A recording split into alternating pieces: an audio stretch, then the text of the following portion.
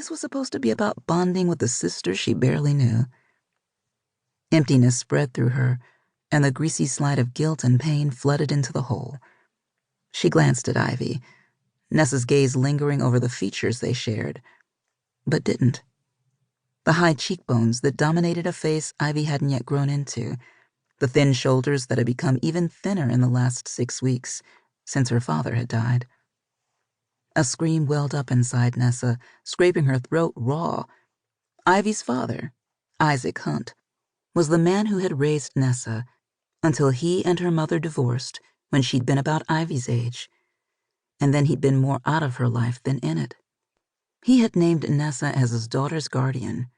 He had trusted Nessa to care for Ivy because she was his oldest daughter and Ivy's half-sister. And though she and Isaac hadn't shared a close relationship when he'd been alive, she couldn't let him down. And Ivy had lost her mother as a baby, and now her father. Nessa knew what it was like to be alone. She couldn't take Ivy's sister away, too. Even if Ivy resented the hell out of Nessa and begrudged her guardianship with every breath she took. But God, months of bearing a secret weighed on Nessa's shoulders, and they ached. These last 6 weeks had been a special kind of hell.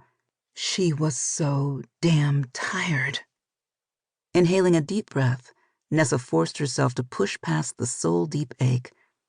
She could do this.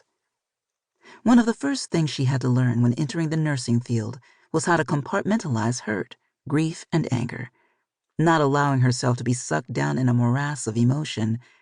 If she hadn't acquired that skill, she wouldn't have been any good to her patients, their families, the doctors, or herself. So what if some people called her Nurse Freeze behind her back? She got the job done. Besides, as she'd learned, first, when her father left the family, second, when her ex had traded their relationship for a job in Miami, and third, when her parents died, loving someone, caring for them, was a liability. Feelings were unreliable, untrustworthy. Parents, lovers, friends, patients, everyone always left. Only fools didn't protect themselves. And her mother hadn't raised a fool. "Let's wait on that," she said, answering Ivy. "We need to find Kinsale Inn first and get settled. Then maybe later we can come back and do the tourist thing." Right. Ivy dropped against the passenger seat, arms crossed over her chest. The glance the preteen slid Nessa's way could only be described as side-eye. Paired with a curl to the corner of her mouth, Ivy's expression had gone from wide-eyed excitement to F you, big sister, in 3.5 seconds flat. In other words, no. "Did I say no?" Nessa asked, striving for patience. "She's a grieving preteen. You can't bounce her out of your car. CPS frowns on that." With the mantra running through her head, she tried again. Check-in at the inn was at 12, and it's now 1:30.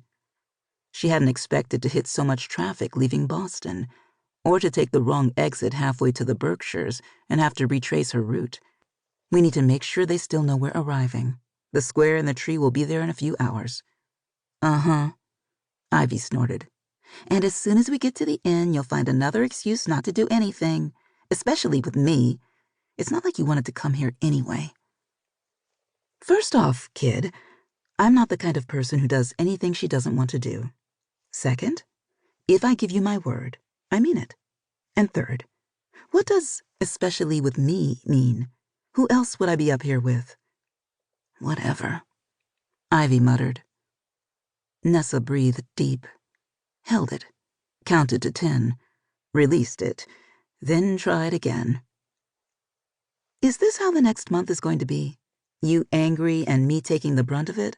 Because, I have to tell you, we could have done this dance back in Boston without carolers and hot chocolate stands. Don't pretend like you did this for me. You don't even like me. This is all for your guilt over Dad's letter. Fine with me if we go back to Boston. I don't care." Nessa tightened her fingers around the steering wheel, not replying. Anything she said to Ivy at this moment would only end up in an argument. That's all she and Ivy had seemed to do since the funeral. Nothing Nessa did could make Ivy happy. And as much as Nessa hated to admit it,